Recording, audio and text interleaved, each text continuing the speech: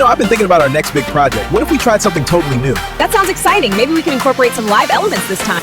I want you to picture something. And honestly, it's not a pleasant image. You have spent the last 4 years just grinding. You've memorized all the hotkeys. You've pulled the all-nighters. You've stressed over frame rates and render times. Finally ready. You can stand up and call yourself an animator. And then you open your phone and you hear someone say, hey, AI can do that now. That is the absolute nightmare scenario. I mean, it's the sentence that wakes creators up in a cold sweat. It really is. And that is exactly where we're starting today. We are looking at a specialized script from IZ Studio, and it's titled, Is Learning Animation Still Worth It in 2026? And I have to be honest, reading through this, the tension is it's palpable.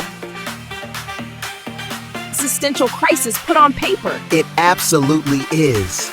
And it's so important to ground ourselves in the setting of this source. We aren't talking about some hypothetical future anymore. The setting here is 2026. The technology is here. Sora, Midjourney, whatever the latest thing is, it's doing the heavy lifting. So the fear isn't just paranoia.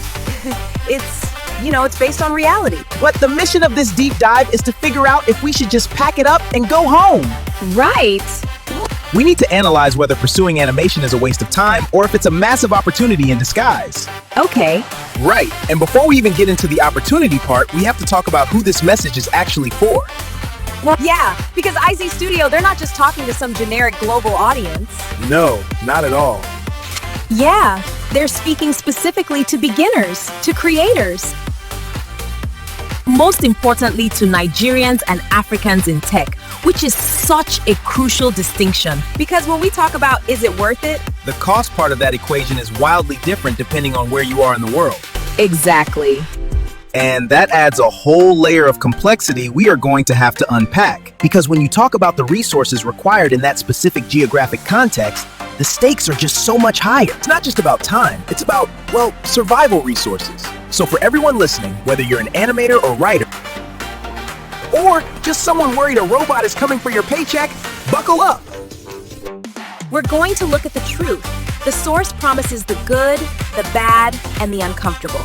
And trust me, it gets uncomfortable. Let's start with that landscape of fear. Why is this question, is it worth it, being asked with such intensity right now? The source lists a few factors. Obviously, AI generating animations is the big one. But it also mentions that, kids are animating on their phones now, which creates a perception problem, right? If a 12-year-old can make a cartoon on a smartphone in 10 minutes, it kind of devalues the perceived difficulty of the skill. It makes the professional feel less special. Right. And then you have studios prioritizing speed over perfection.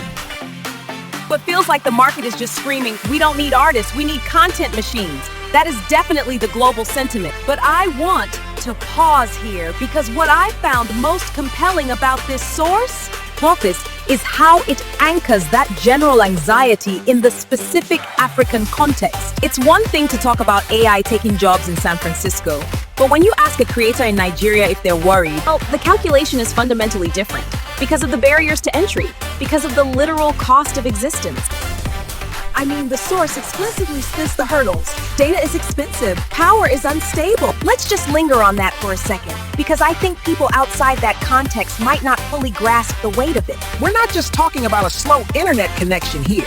No, not at all. Think about the logistics. If you're in Lagos or Nairobi, you're not just paying a flat fee for unlimited high-speed fiber. You are likely buying data cap. Now, imagine you need to download a 50-gigabyte software suite or upload a massive 3D render. That isn't just time. That is actual money leaving your pocket. You're burning through a limited resource just to start working. And then there's the power issue on top of it. Right, power is unstable.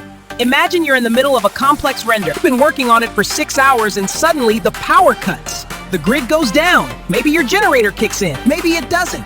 Maybe you don't even have fuel for it.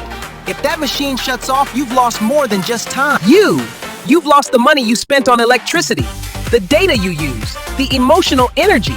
That hits hard. It changes the what-if scenario completely. It's not just what if I learn this and don't get a job? What if I sacrifice my limited money for data, my sanity fighting power cuts? And at the end of all that, skill is obsolete. Precisely. That is the heavy question the source is posing. What if I put in all this effort and it doesn't pay off?